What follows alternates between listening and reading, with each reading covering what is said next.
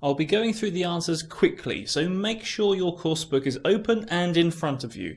And please stop and rewind the video as you need to. So, got your book open in front of you? Are your answers in capitals? Want to know why the answers are the answers? Then let's go. For question number 1, I'm going to read out the beginning bit of the text. It says here, had noticed that Canadian young people telling stories and reporting their something and others actual words. So the word that we've got to choose for number 1 has also got to relate to words. And it's not other people's words, it's their own words, which is why the answer for question number 1 is own. For question number 2, if we have a look at the second clause in the sentence, it says Tagliamonte's assumption that the Canadians had picked it.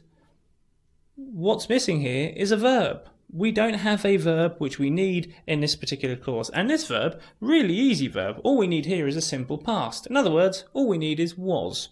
Tagliamonte's assumption was that the Canadians had picked it. And let's have a look at number 3 straight away. If you pick something up, it means that you learn that thing. So for here, question number 3, the answer is up. For question number 4, you could read this sentence without the word that we need for this gap. We could just say Tagliamonte with other linguists. But we need another preposition which works with to suggest that this was a process that they were all going through at the same time. And that preposition is along. Tagliamonte along with other linguists, ... For question number 5, it says, but she wanted to test her hypothesis by recording some British students as something. It's basically saying she wants to record some British students also. So we need a word which goes after as, which means the same as also. Of course, the answer is well, as well. For question number 6, what we're doing here is creating a comparative form given the context with which we're presented. And that context is she thought they would use like to quote not as frequently as the Canadians. Well, we need one word to mean the same as not as frequently. And of course, the correct comparative form that we need here is less.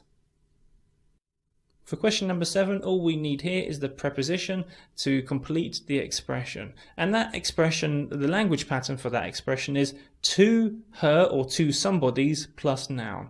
To her astonishment, to my surprise, to his amazement, etc., etc.